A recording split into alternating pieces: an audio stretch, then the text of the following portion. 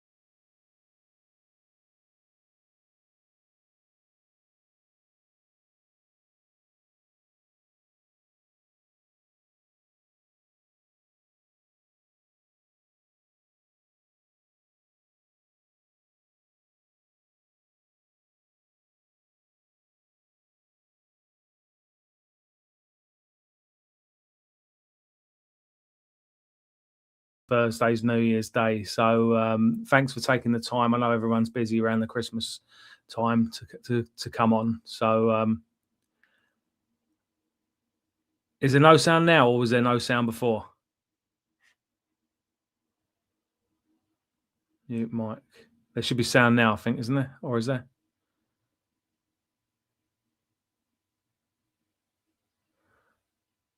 Oh, see, it's my thing's lighting up to say that there should be sound. So, okay, all right, thanks. Yeah, yeah, I was messing around, left it to the last minute to get everything set up. So there's no change there. So, all right, and yeah, thanks very much for coming on, everyone. Obviously, we missed last week because it was Christmas, and we're a bit early this week because it's New Year's Day this Thursday. So. We're out of the usual time frame. I'll probably keep it reasonably quick. I've finally got my Christmas tree lights on behind me. Yeah, I know it's a bit late now for Christmas, but I thought I'll get that done. So, like I said, thanks for coming on, everyone. I hope everyone had a good Christmas and is looking forward to the new year. So, yeah, I haven't got too much to say today. I'm probably going to put another video up tomorrow about the New Year's honours list, because every year you get the New Year's honours list, and it's some of the most dishonourable people quite often that get it. I've had a look and I've seen a few people on there that, in my opinion, shouldn't be receiving New Year's honours or any honours. So I'll look into that in more detail tomorrow and get a video up about that. Has anyone got any questions or anything to speak about?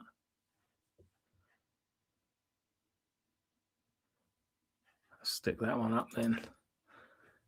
2026, more of the same. Sivnat, Patriots, Socialist, Starmer, more treachery. Yep, I would have thought so. We can always hope for better, but it's that is to be expected. So obviously, Bridget Bardot passed away this week. So obviously, she was one of the few people in public life who had the integrity to speak up about things.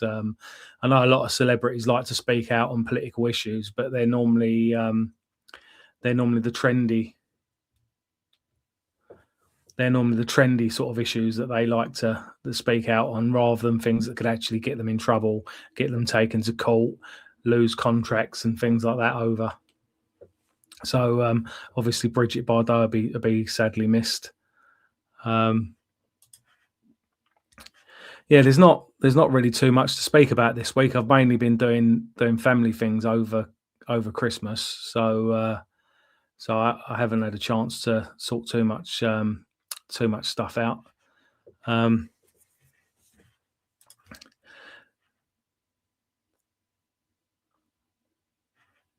Yeah, we got here. Bridget Bardot noticed and got race hate charges. Yeah, several times, I believe. I think in France, free speech is even worse than it is in Britain. We often complain about how bad free speech is here, and it obviously is. America's got things better than us, but when it comes to France and Germany and a lot of the EU, which is another reason why we need to get out of the EU. I know supposedly we already are out of it, but in a lot of respects, we're still mixed up with them, and it is important to get away from things like that. Yeah. Anything else from anyone? Oh, what's this one?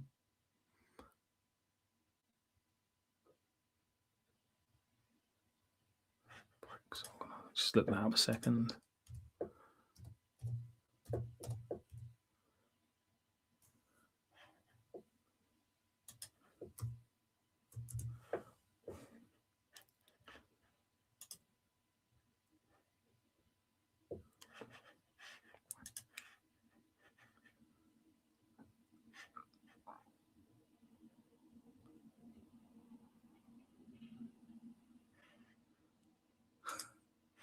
So, Antonio, are you mixed race or just dark skinned? I'm neither really. It might be the lighting in here. I've got quite a bright light on. I've got a white wall behind me, but I'm neither mixed race or dark skinned. So no one needs to worry about that one. I meant to say the National Front website was down for a little while this week. That was a mess up on my part. That's now up and running again. So anyone wishing to join or renew their membership or anything like that can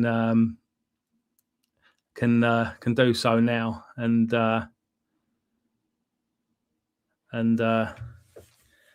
that'd be greatly appreciated if anyone can do that.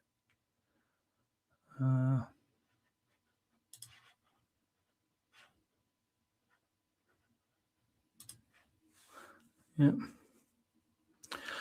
There's obviously the Iranian protests are going on at the moment. Again, I'm always skeptical about anything like that. It looks to me, again, I don't know any more than anyone else, but you quite often see things like this going on when, obviously, or hopefully, the war between Russia and Ukraine is about to come to an end. So the powers that be are probably looking for their next target to try and overthrow. Obviously, Iran's linked to Russia, so they probably want to get a war started with Iran while Russia's still a bit incapacitated with their war with Ukraine. It always seems suspicious to me when you see these regimes that are supposedly totalitarian and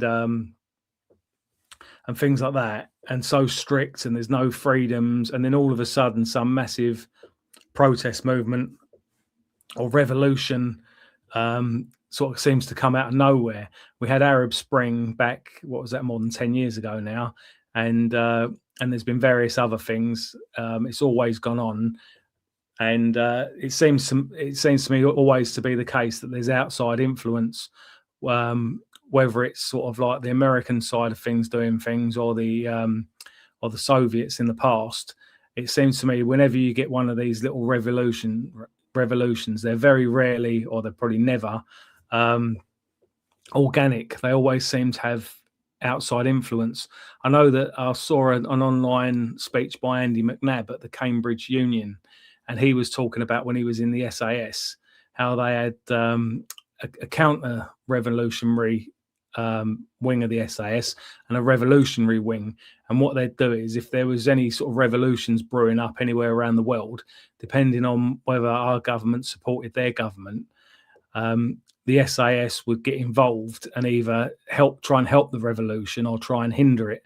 So I would have thought with Iran there'd be British, American, and Israeli influences trying to overthrow the Iranian regime. I'm not a fan of the Iranian regime, but I'm even less a fan of us getting involved in foreign wars that have nothing to do with us and only tend to make enemies. So we'll have to see what happens with that. But it's bad news for us anyway, because if the regime's overthrown in Iran, it'll probably be replaced by someone even worse. And if it isn't overrun, we'll probably be overrun with refugees wanting to come here, because they're obviously, the Iranian government will crack down on the people that have been involved in it. So yeah, so that's about it with that. I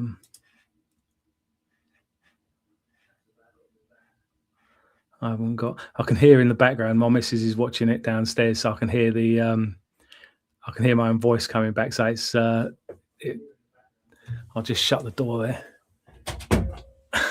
At least I'm not as far behind. I think the week before last, I was really far behind, and when I went downstairs, I was still talking down there when I finished up here, which again doesn't help with the comments when you're trying to keep up to date with the comments, and people are seeing it a few minutes after it goes out.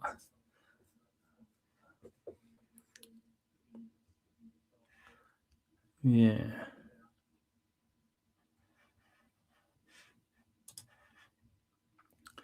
Looking on here for anything. Has anyone got anything on the New Year's honours list? Is there anyone on there that's particularly undeserving or particularly deserving who's getting honoured in that?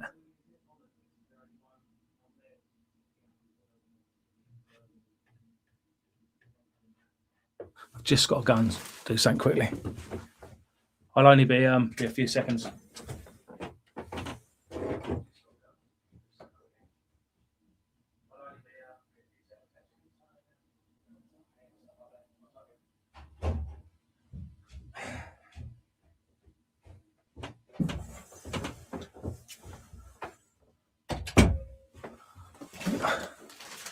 That's a bit better. I was getting a bit of feedback from downstairs where it was coming.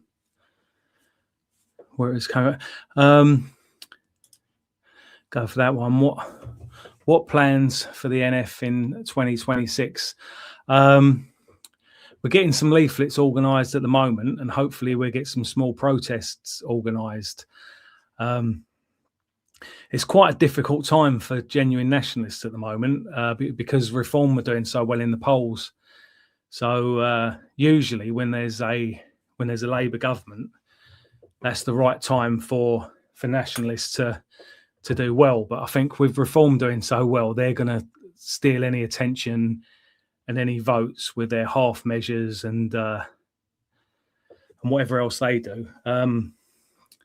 It's a matter of trying to convince the public, really, and activists as well, that Reform aren't the answer. They're all part of the establishment. Farage was a city boy. Most of them have been mixed up with the Tories and things like that. So we need to try and get that message across.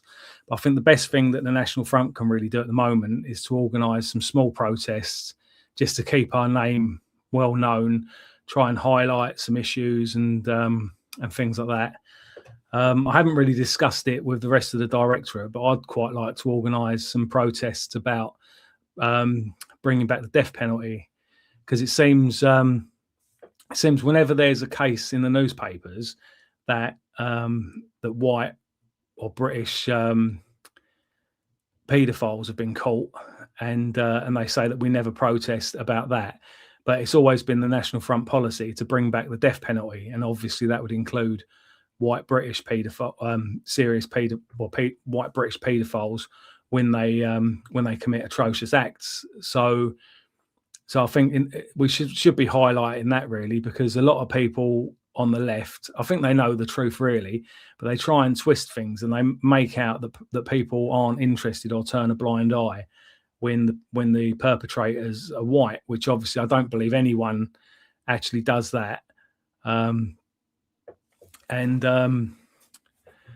yeah, so I don't believe anyone deliberately turns a blind eye. I believe, like with both racial nationalists and civic nationalists, when people complain and campaign and protest about Muslim grooming gangs and various things like that, the reason for protesting is because the girls involved have been fouled by the government. They've been fouled by the police, the social services, the Crown Prosecution Service, including when Keir Starmer was, or mainly when Keir Starmer was in charge of it. So that's the reason for protesting. You don't tend to protest isolated incidents. You tend to protest when there has been catastrophic failures.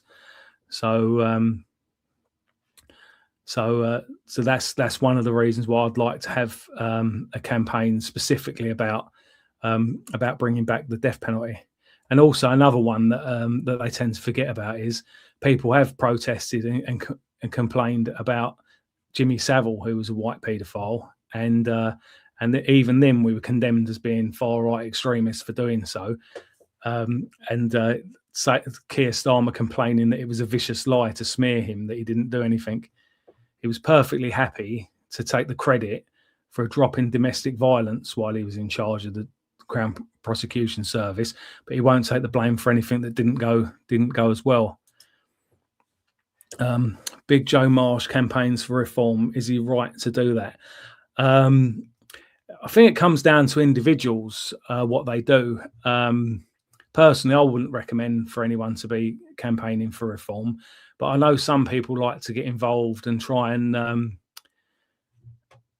win people over and try and, I don't know whether recruit's the right word, but try and speak to people, because I think most people that get involved in reform do it for the right reasons.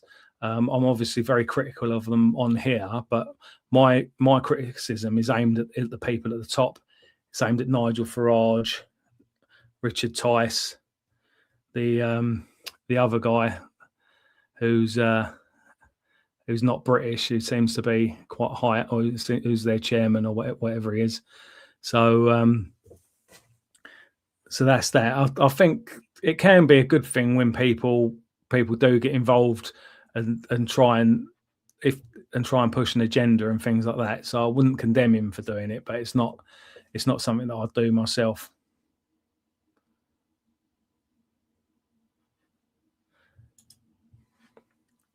That's a good point. That is, it's got here. All parties now copying NF policies. They all missed the boat, and now have boots on our shore, ready to rape and beg and steal.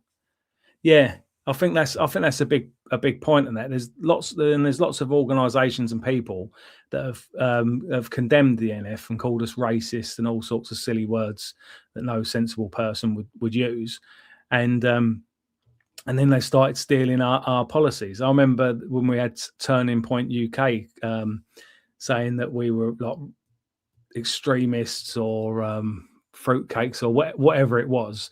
And then some of the things that they've done and said since. And again, you've got people like Tommy Robinson, who was only ever against Muslims. He started coming out of a few things that you wouldn't have thought he would have said a few years ago, and you wonder what these people were actually condemning us for, if they're if they're sort of stealing our policies now. What's this one?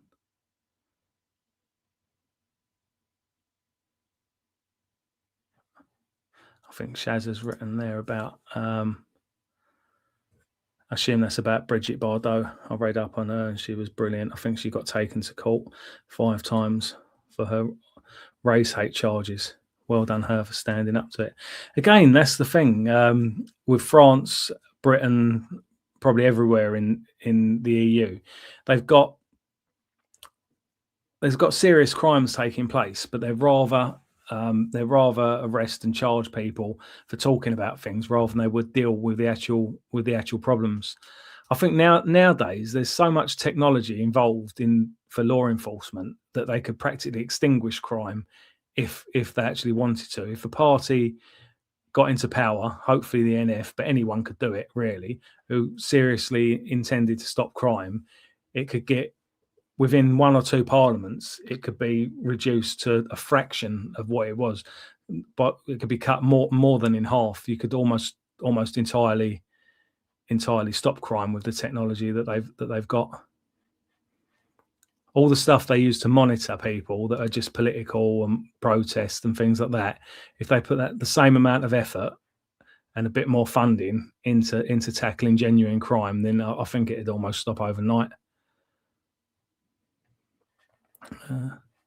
Because that's the other mistake I think a lot of people make. They think that if you start jailing people for twice as long for serious crimes, that you'll end up with twice as many people in prison. But you'd actually land up with less people in prison, because the people that were getting sentenced to short sentences are coming out and reoffending, so that'd stop that from happening, and it'd be more of a deterrent. So if you was to double a lot of prison sentences, it would actually reduce in my opinion, it would actually reduce the prison population rather than increasing it.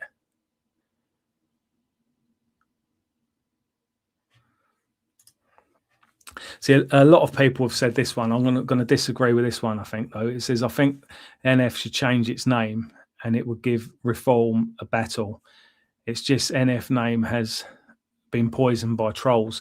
But I think that's the problem, really, because what happens is, and I think the BNP found this out, the BNP was obviously a breakaway from the National Front when it first started, and was using the National Front name to start with, and then changed it to BNP, and for years nobody knew who they were, and then by the time the general public started to know their name, they already had the same smears that the National Front had. So what you tend to find is, and also with National Rally in France, most people still just call them National Front. Whenever it's reported in the press over here, they're still called National Front. So I think what would happen with both either changing the name of the National Front or starting a new political party, what would happen is you'd have years when no one had heard of you, and then by the time people have heard of you, you've got the same smears attached to you anyway. They can do it so quickly. Look at Reform. How long's Reform been a political party? Was it about 3 or 4 years? And they've already got a bad name. They've got a bad name in a lot of cases. They deserve to have a bad name because it's terrible things that they've been doing. It's a bit unfair. It's very unfair with Farage, where they're trying to pull him on stuff he said when he was at school. I completely condemn that. Obviously, people used to joke. Well, people I know still do joke around about race and things like that. But when Nigel Farage was at school, I believe that was before I was born.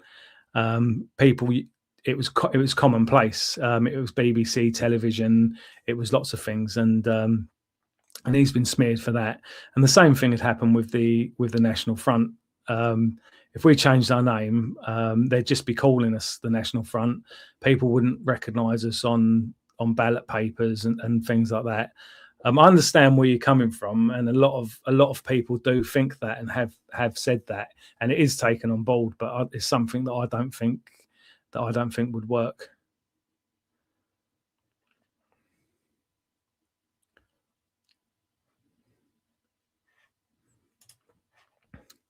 People ain't scared to be called racist anymore. To some degree, to a lot of degree, that is true. It has lost a lot of its sting, and it is a weak argument.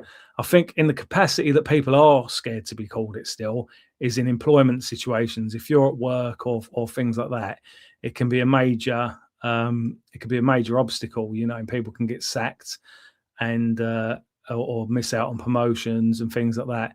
And it's strange. Well, it's not strange because we know why they're doing it, but it appears that with racism, it's a matter of guilty until proven innocent. With anything else, if someone accuses you of murdering someone or being a nonce or anything like that, it's up to them to prove that you are. But then when it comes down to racism, it seems that it's down to the accused to prove that they're innocent. I was speaking the other week about Stephen Lawrence's alleged killers, and it's taken for granted that it was racist. And there's been no proof whatsoever about that, other than some videos showing that they had supposedly had racist attitudes. But there's no way of knowing that is why they allegedly killed Stephen Lawrence. That it could have been for a number of reasons. I'm sure they'd seen thousands of black people before and not felt the need to murder them. So something obviously caused that to happen. But again, with racism, it seems to me anyway that it's a matter of it being guilty until proven innocent. Thanks, Jason. Happy New Year to you and to Shaz. Shaz is actually downstairs at my house at the moment, watching this on my TV. So I hope I don't look too bad on the big screen.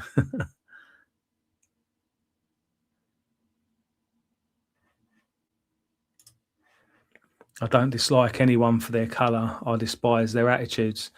Yeah, I think that's right. I think it's not a matter of despising people for their colour. It's a matter of recognising that people are less compatible of a different colour, and they know it themselves. They most of them much rather associate with their own people.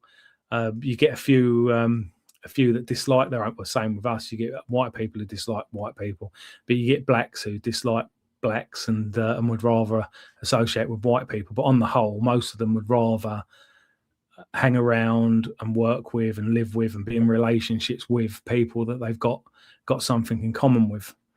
So yeah, I definitely think it definitely is losing its bite though, being called racist. It's an absolute joke, and you know someone's got no argument when they start whether it's throwing names around like racist or homophobe, Islamophobe, anti-Semite, or anything like that, or whether it comes down to swearing. I've noticed it on a lot of these far left protests. When you look at anything on the supposed right, whether it's civ nats or whether it's racial nationalists, you see a protest, and it's mainly chanting or speaking actually about what it's about. But then when you look at these left-wing ones, I think the last one I went near was the anti-Trump one in London. When was that? About 4 or 5 months ago. And all it was F Trump and F that. And it's all, you understand that they don't like someone by the fact they're on a protest. They don't need to keep swearing all the time. I'm not complaining. I swear myself, and down the pub or at home or whatever like that. But I try and keep it to a minimum when I'm anywhere in public, when I'm talking online, when I'm meeting with people, when I'm at a protest, because it comes across that you've got nothing to contribute if you just. It's like a lot of blacks, especially black youths, when they're trying to argue with someone, they come up with one point and then can't think of another one, and then rather than give the other person a chance to speak, they just keep saying the same thing over and over and over again.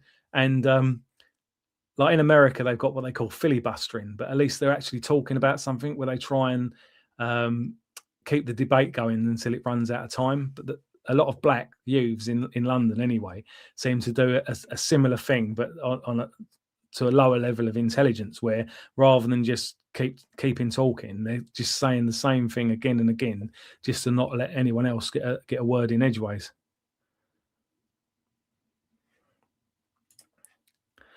Exactly, Tony. It's why multiculturalism is a failed project. We love our own. Yeah, I don't think multiculturalism's worked anywhere in the world. You get some places that it appears to work, but that's just because so much money's been thrown at it. You get certain areas of America where there's just so much money thrown at things, and everyone's rich there in that, not even a whole city, but sort of part of a city, and it appears to work there.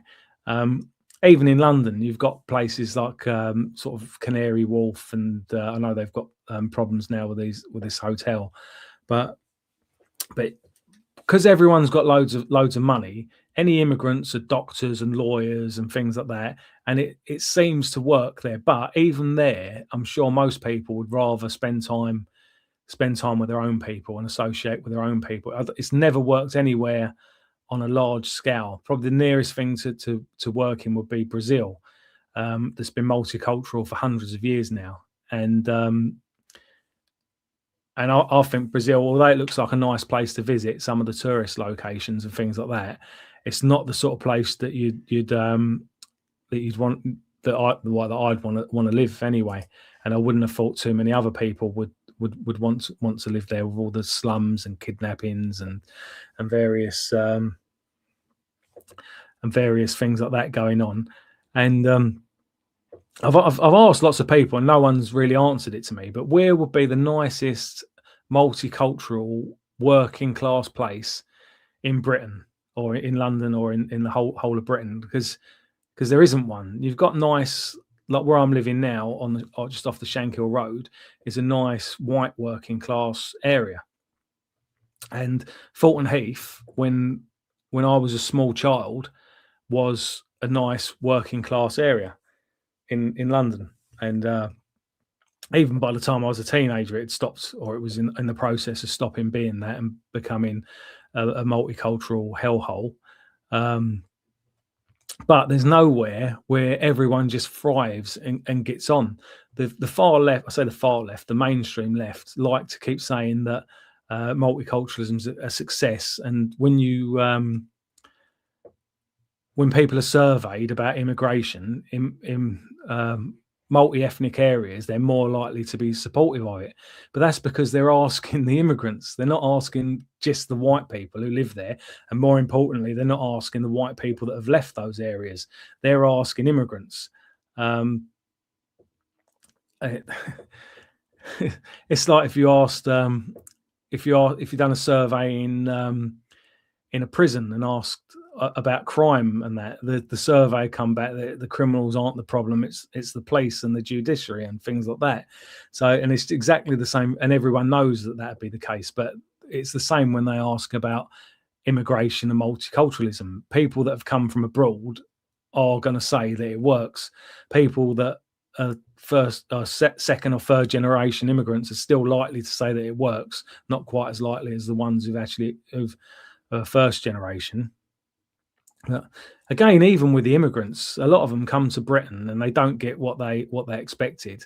They're hearing that you can earn like £1,000 a week living in London, and they think that that's loads of money. And then they find out how much you have to pay just to rent a damp flat somewhere, and it's not as good as it sounds. The same with the polls game. They reckon loads of polls are going back. There was an article I was reading about that a week or so ago, saying how 25 years ago they were all coming here, and now their economy is better and they're moving back and things like that. But when you actually read the article, that some of them, one of the examples they gave, the guy's still working in London. He's just working remotely, or working in Britain. I'm not sure if it was London or not, but he's working remotely. So he's still earning British money, living in Poland, where things are probably a third or a quarter of the price. Houses are probably even less than that. And so it's a win-win for him. It's like people were doing with Spain 20 or 30 years ago, where people were moving to Spain and retiring to Spain because it was so much cheaper than here. People are going to move to lower cost economies, especially if they can carry on working and earning money in a high cost economy.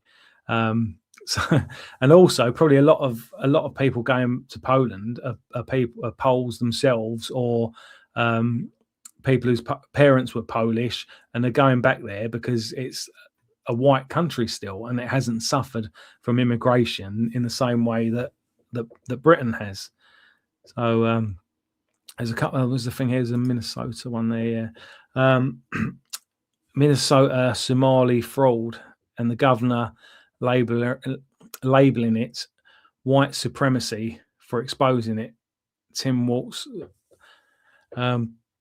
Yeah, I believe that is that where they've allowed them to get illegal immigrants to get driving licenses, and they can. Just going to check this one out, but it's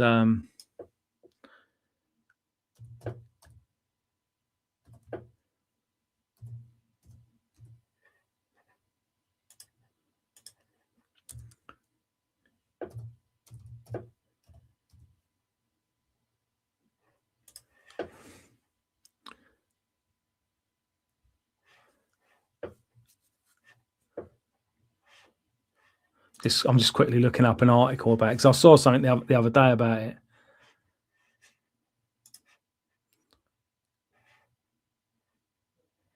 Oh, the childcare fraud, yeah, where they've been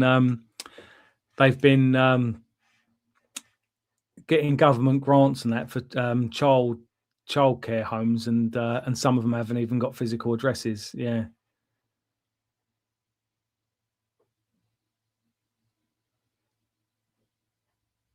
Widespread fraud against the state. Yeah.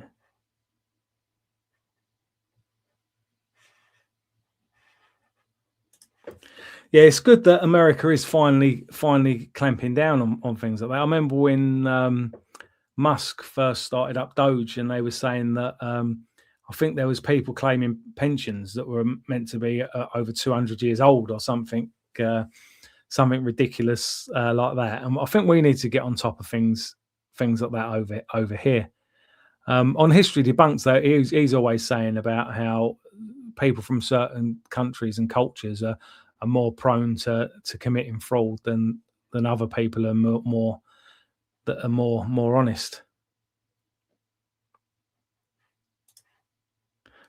Diversity is our destruction. Yep, I definitely think so.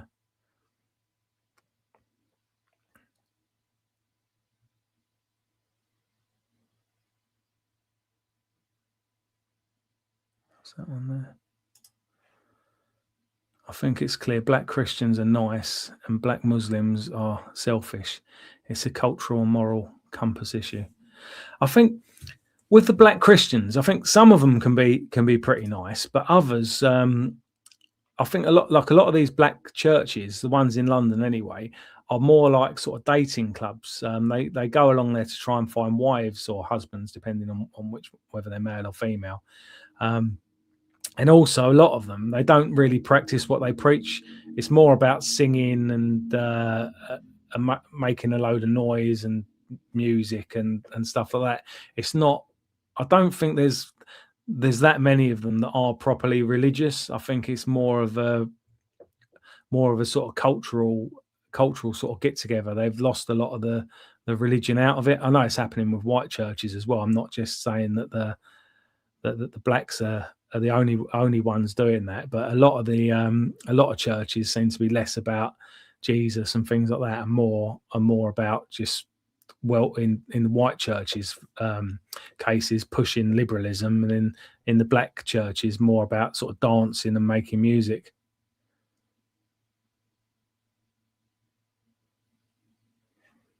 Yeah. Ulster still got community spirit, help each other out, like what it used to be in London. Yep, I think that is the case. I think because with London, you've got so many, obviously, people help each other out within their own communities, but wherever you're living, you're less likely to have. I think it's different in the north of England. You've got sort of segregated communities, and in London, it's sort of saturated communities where you're living next door to, rather than a few streets away, you're living next door to people from different ethnic backgrounds and things like that. So you land up with a street with 100 houses in it that only sort of 10 or 20 are British people. So you don't know a lot of your neighbours and things like that. So it's I think within certain ethnic backgrounds, in areas that are almost completely one ethnic background, they've got their own community, which white people are no longer a part of. But yeah, London's changed in my lifetime, just under 50 years. It's changed a great deal.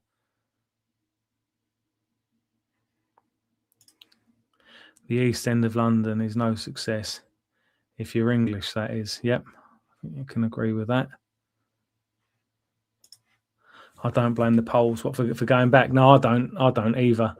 I think with a lot of them, they mainly came here for the short term anyway, just to try and earn some money and go back. The same as British people have done for years as well. Things like Alvida St. Pet, where they was in Germany, and I've known people who've worked all around the world.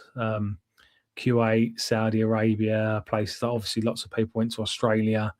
and you go there for a while, with the exception of Australia and Canada and other white countries.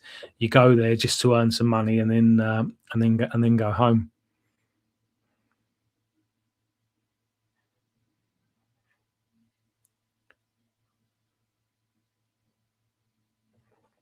Yeah.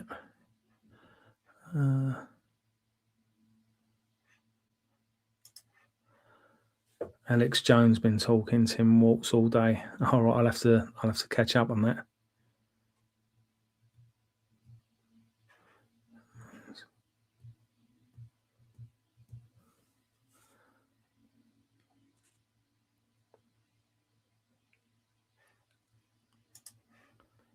Yeah, it's not normal to be outnumbered in areas. No, it's you expect it if you go abroad, don't you? If you move to another country, you expect to be surrounded by foreigners in their own country. But then you've got places in Britain, London, and various other places where you feel like the immigrant yourself just for being British. I've been on building sites, and you go in the canteen or you're working in an area, and everyone around you is speaking a foreign language, and you feel like you're the outsider, or I feel like I'm the outsider. Especially with a lot of companies, building companies, that is, when they get their labourers, they don't even. It's never a multicultural or multiracial, or virtually never a multiracial group on each site. All of the labourers all tend to be from the same demographic. Either they're all Eastern Europeans, or they're all Asian, or they're all black, and that's Black African or Black Caribbean. You never seem to get a mix of all different ones. Probably because a lot of them don't speak English, and they need someone in charge who speaks both English and their language, and who relays instructions down to them.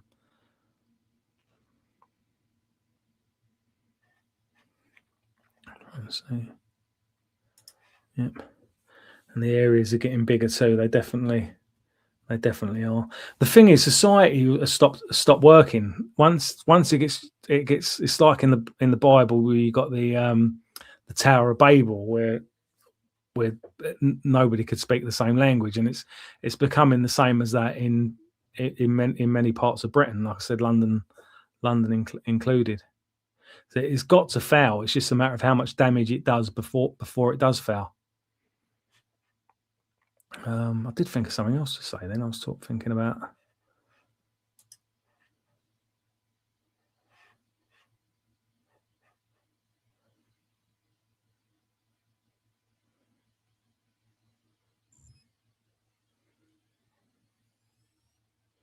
That's the CNN one.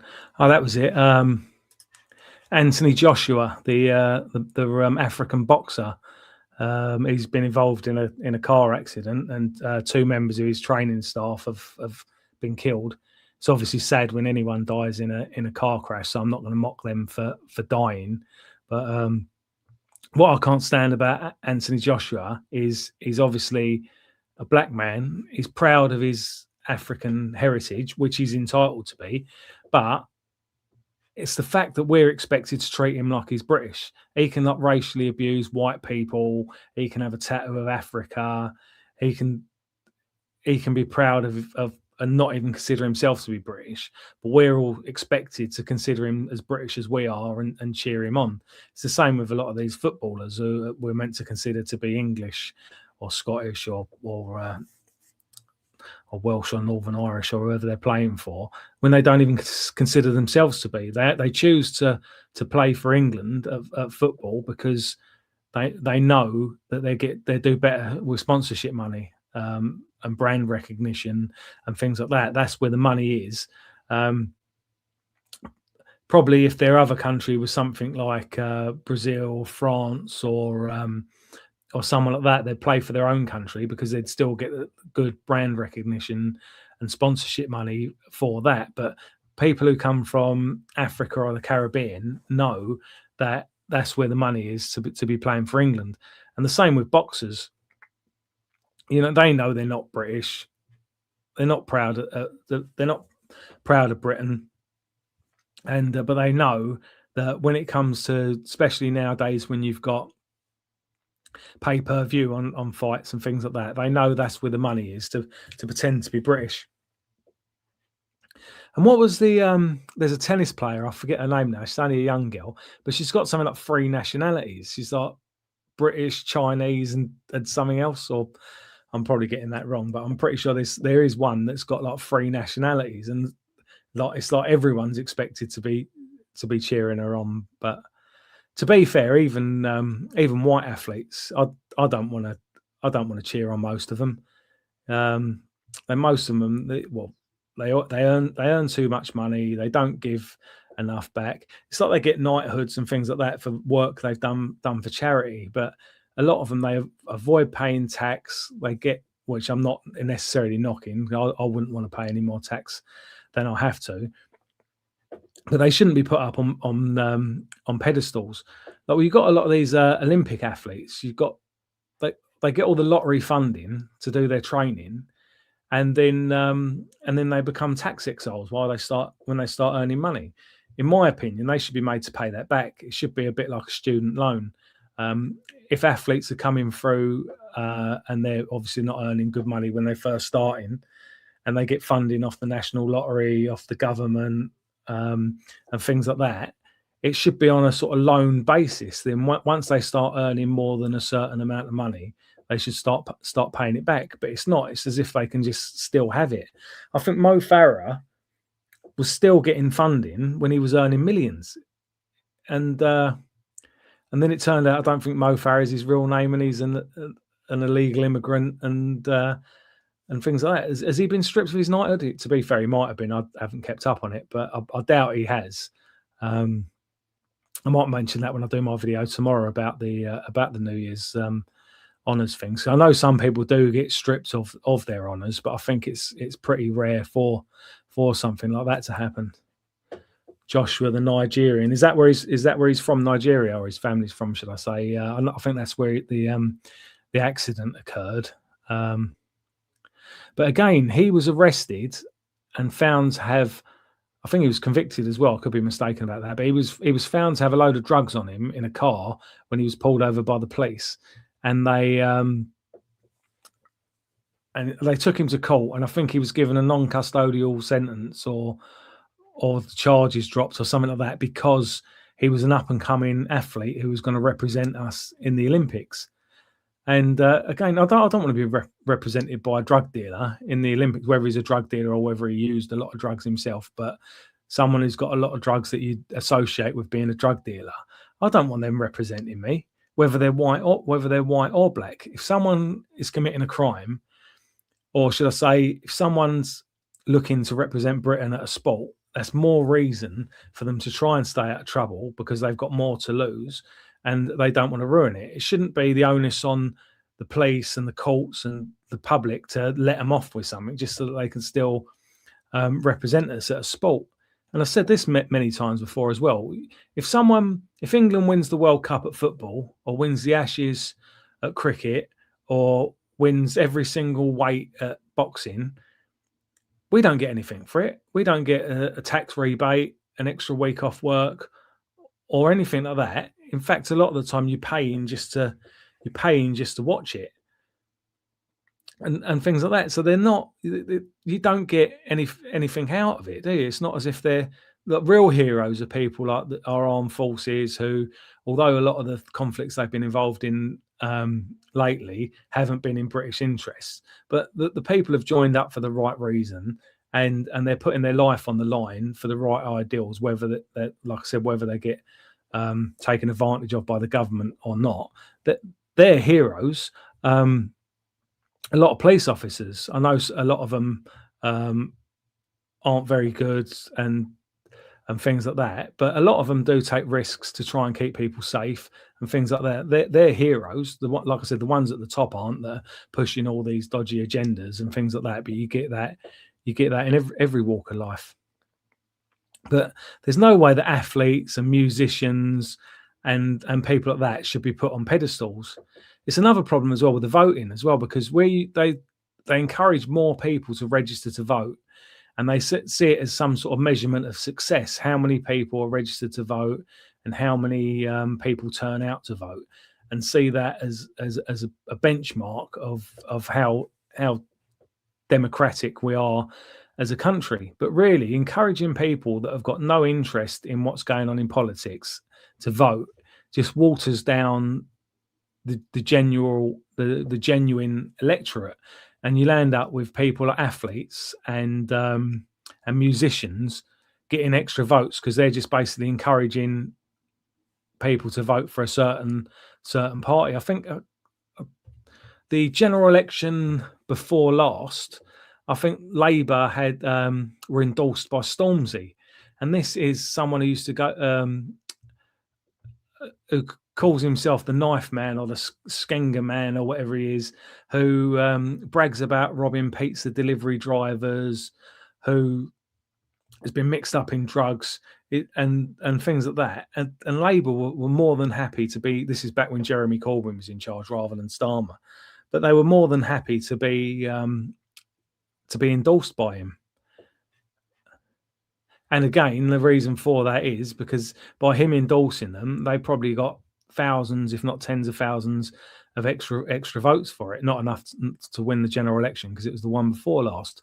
But it does water down the vote, encouraging people that aren't interested in politics to vote and having celebrities endorsing them. If you're swayed by a celebrity telling you who to vote for, then you shouldn't really be voting. And probably a lot of the people swayed by Stormzy shouldn't be voting anyway because they shouldn't be here.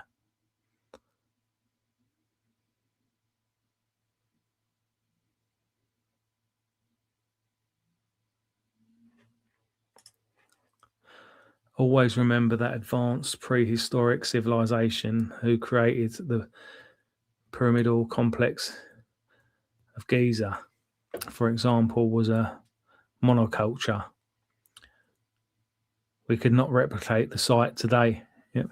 I think with the pyramids of Giza, I think it's where they literally took decades to build. I think people probably could replicate them now, but I think it'd literally be one of those sort of projects that takes generations. Also, I believe that at the time, the route of the Nile is now changed, but at the time that they constructed, the Nile went right up to where the pyramids are. Stonehenge is another interesting one, because of the sheer distance that the rocks were supposedly taken from. But I didn't realise until a little while ago that what you see now as Stonehenge was what was put up in the 60s. Although it was probably something similar to that when it was originally built, where they'd fallen down.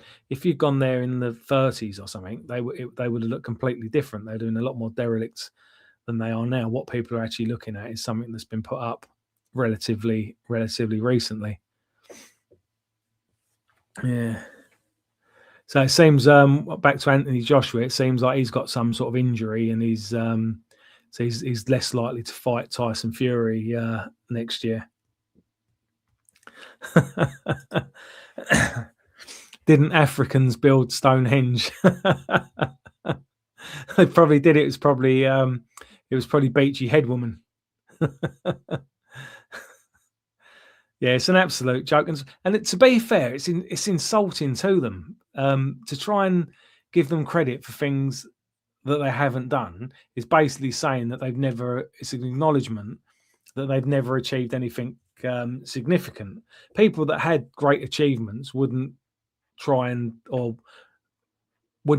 steal other people's achievements, or other people wouldn't try and give them those achievements. It's a bit like getting a kid who's not very good at football, probably like I was, but and giving them the ball with an open goal to try and score some goal that would probably be impossible to miss, and then all cheering them on. They know that they're not that good, and it would probably be embarrassing. And surely any intelligent African who really thinks about it would be insulted for doing that. I know if I was given credit for something that I didn't do, I'd be insulted. But they getting they're supposed to have created these great cities in Africa that apparently was just basically a wall. You've got the pyramids in Giza that we was just talking about a minute ago, and obviously it wasn't the modern day Egyptians that built them. It was a civilization that was there before them, and and various other things that they're given credit for. Stonehenge. I'm probably going to be calling it a day in a little bit. I'm going to try and in the new year, I'm going to try and be doing more videos more frequently. Try and get at least one small video out a day. Try and get things going there a little bit. Try and get a few more surveys and questionnaires. Try and get some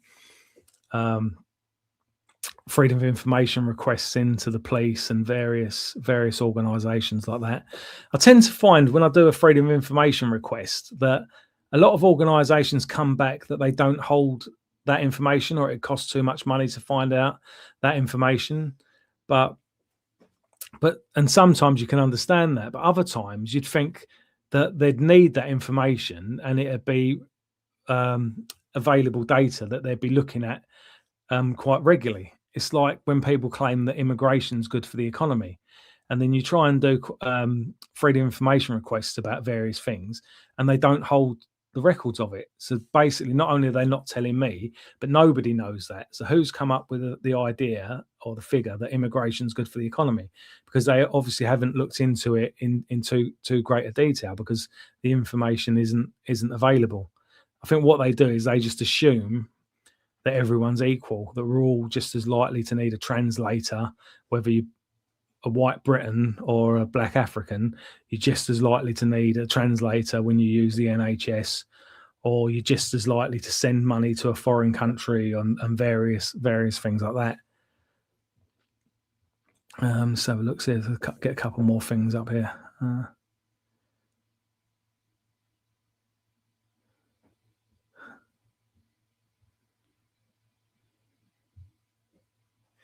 It's back to Stonehenge, isn't it? Yeah. Today they would have used powered cranes, just like at Stonehenge, dated about 12,000 years ago. High civilization is always monocultural. Yep, definitely. I saw an interesting YouTube video a couple of years ago about a guy who he reckons he works out how they lifted the stones up thousands of years ago, and he reckons they did it by some sort of rocking thing where they tipped it a little bit, packed out one side, then tipped it a little bit the other way. And I can't really explain it in detail at the moment, but looking at the video, it looked quite realistic the way they could have done it. It would have took eons to have done it, but it was a way that probably could have worked. And especially when you think of it, it's just basically a way of looking at the stars, a way of charting the stars. It's not as if people lived there. I assume they've done some sort of rituals there as well, but I don't think we'll ever know for definite. Yeah, I think I'm gonna call that a day now, if no one else has got anything to say. Please like and subscribe if you haven't done so already. I'll be doing a live stream next week on Thursday, and it should be back to normal, doing it every Thursday from now on. So thank you very much for coming, everybody, and I'll look forward to hearing from everyone next week. Thanks to everyone who's contributed in the comments section as well. And sorry if I didn't have a chance to put all of them up on the screen or read them out. So thanks very much, everyone, and I look forward to seeing everyone next week. Thanks.